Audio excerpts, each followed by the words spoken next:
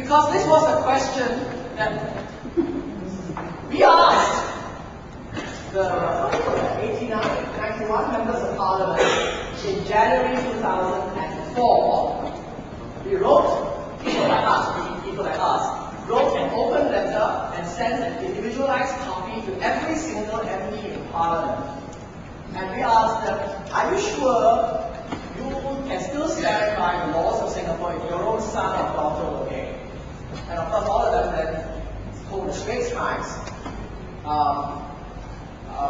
that we were getting emotional about the issue. We were not being rational. If we were rational, we would understand that resources should not be allocated to us, blah, blah, blah. I can't recall. Maybe I'll tell you the record. You can look it up, okay? And that letter writing incident happened out in Anis Abdullah case, which I just bring up, it's not entirely, but I'm going to bring it up because it tells us something about our governments and the Parliament of law. Now, you will remember Anis Abdullah was a police constable, maybe hired as a police constable, and he had a happy evening with a teenage girl whose age, when she was when the case came out in court, her age in the court documents was said to be 16. After the case was concluded, they said she was 15. It's not really clear how old she was. And it's a little bit funny in my view why the court documents were wrong.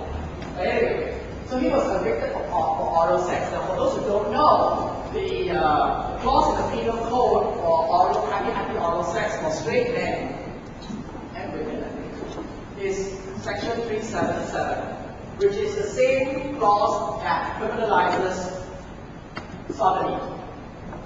And in the old use of the word sodomy, is a very broad term, it includes oral sex. Alright, so that was known as the sodomy law.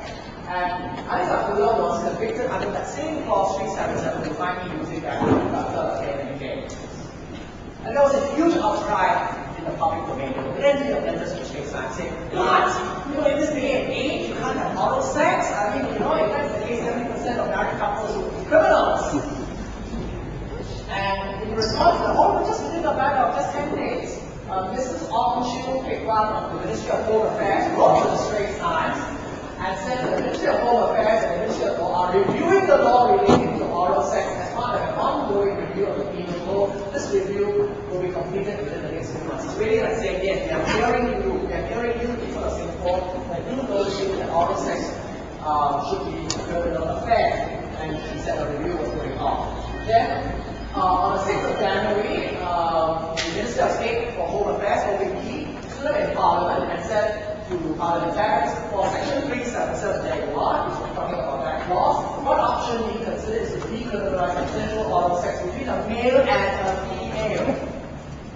So long as it's done in private, we expect to complete our review of sexual offences in 2 to 3 months' time.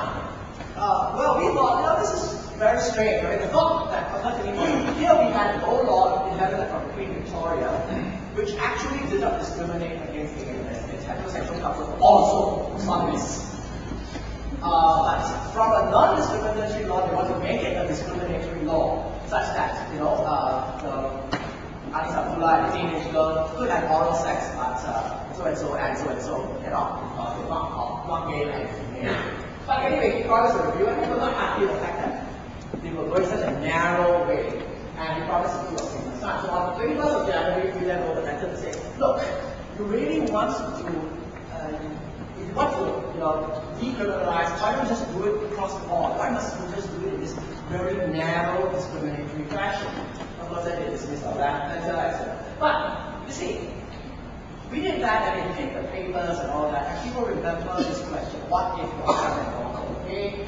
I don't know for a fact whether that was in the reporter's mind, the newspaper's editor's mind, but it seems to have come back as a question 3 years, 2.5 years later, in April, March and April 2006.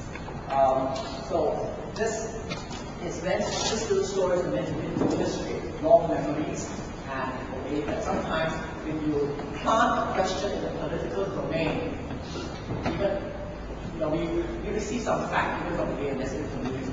We were being told, why do you sensationalize the issue of invented all of that? So lots of people were not happy because we appear in the press. And then we got flack from them and said, oh my God, 2.5 years later, same question comes back as a question in the public domain asked by somebody else of new PhD candidates. To me, that's an example of how sometimes politics works. People unconsciously, subconsciously remember a certain question as being pertinent. Okay, right. Anyway, party manifestos. Singapore Democratic Party we have. Give a big round of applause. So you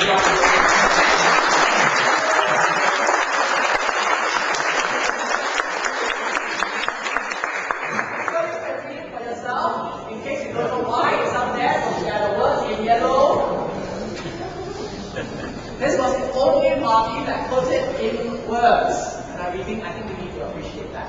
Unfortunately, as you all know, this general election was full of distractions. And a few people really noticed that SDP stood up for civil rights even to this extent. Right, but we will be happy to take some questions, I think. It's not fair now. Yes, okay. Discussion, alright? I'd like to invite some comments about the candidates' advice in the new paper. What did you think about that? Do you agree with my interpretation? Given those,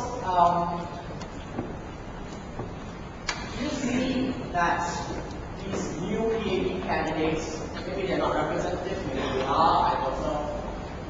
You see a new generation of PhD candidates having an effect on PhD policy. How will it evolve?